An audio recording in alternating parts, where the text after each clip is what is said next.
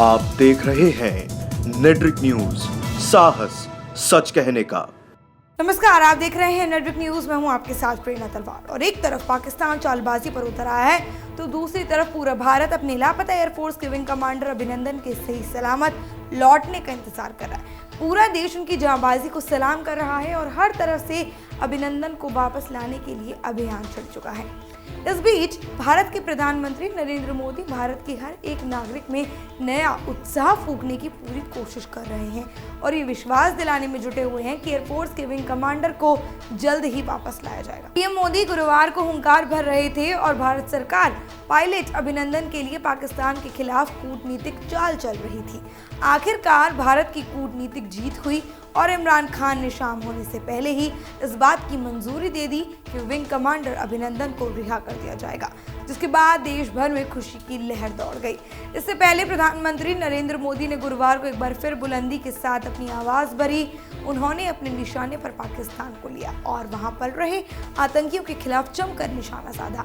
उन्होंने कहा कि भारत को अस्थिर करने के लिए आतंकी हमले के साथ साथ दुश्मनों का एक मकसद ये भी होता है कि हमारी प्रगति रुक जाए, हमारी गति रुक जाए, हमारा देश थम जाए। उनके इस मकसद के सामने हर भारतीय को दीवार बनकर खड़ा होना है। पीएम मोदी ने मेरा बूथ सबसे मजबूत अभियान के तहत नमो ऐप के जरिए देश भर के पार्टी कार्यकर्ताओं से संवाद किया। पीएम मोदी ने कहा कि पूरा देश आज एक है और हमारे जवानों के साथ खड़ा है। देश का वीर जवान सीमा पर और सीमा के पार भी अपना पराक्रम दिखा रहा है। पूरा देश आज सेना के साथ खड़ा हुआ है। उन्होंने भारत के हर एक नागरिक को कहा है कि राष्ट्र निर्माण के महान यज्ञ में वो जिस भी दायित्व के साथ जुड़े हुए हैं उसे पूरी जिम्मेदारी के साथ निभाएं। उन्होंने कहा कि पहले से अधिक गति से काम करें। पीएम मोदी ने आगे कहा कि दुनिया हमारे कलेक्टिव विल को देख रही है, हमारी सेनाओं के सामर्थ्य पर हमें भरोसा है। इसलिए बहुत आवश्यक है कि कुछ भी ऐसा ना हो जिससे उनके मनोबल पर आ जाए या फिर दुश्मनों को हम पर उंगली उठाने का एक भी मौका मिले।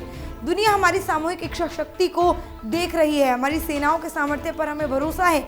सीमा पर चल रही गतिविधियां और पाकिस्तान के द्वारा किए जा रहे बार बार संघर्ष विराम के उल्लंघन का पीएम मोदी देश के विकास और लोकसभा चुनाव पर कोई असर नहीं पड़ने देंगे। चाहे कोई भी रैली हो, पीएम मोदी हर एक चुनौती का सामना पूरी दृढ़ता के साथ कर रहे हैं। गुरुवार को पाकिस्तान ने जम्मू और कश्मीर के सुंदरबनी, मानकोट, खारी करमारा और देगवार सेक्टरों में संघर्ष विराम उल्लंघन किया, लेकिन तब भी पीएम मोदी देशवासियों की जो हौसला था उसको बढ़ाने के लिए कम नहीं हुए, बल्कि हौसला अफजाई करते रहे।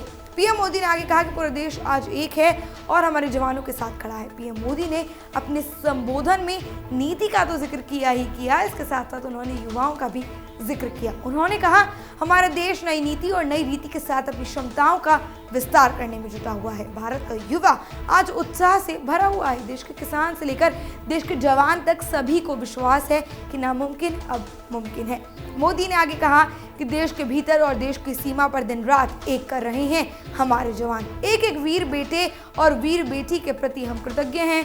मोदी ने देश भर में करीब 1,50,000 स्थानों पर पार्टी कार्यकर्ताओं से संवाद किया।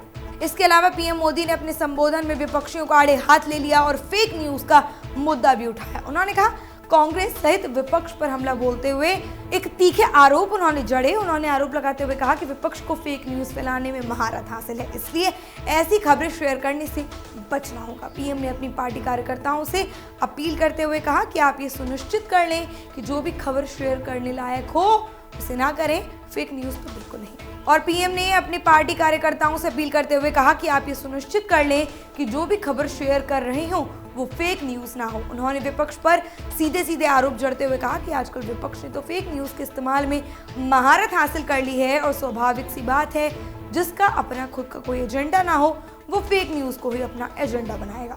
भारत पाकिस्तान के बीच इस वक्त कूटनीतिक जंग जारी है तो वहीं देश में बीजेपी और कांग्रेस राजनीतिक जंग में लगे हुए हैं। पीएम मोदी ने फेक न्यूज वाला ये बयान उस वक्त दिया, इसके ठीक एक दिन पहले कांग्रेस ने ट्वीट करके लोगों के सामने भारत पाकिस्तान के बीच तनाव की घड़ी में फेक न्यूज शेयर करने से बचने की अपील की थी। इस ट्वीट में कांग्रेस ने कहा था कि उन्माद के माहौल में हम नफरत और झूठी खबरों के शिकार हो सकते हैं, इस नाते संयम बरतना जरूरी है। पीएम मोदी ने तो ये भी कहा कि विपक्ष नकारात्मकता की ओर ले जा रहा है, आपको बहकावे में नहीं आना है।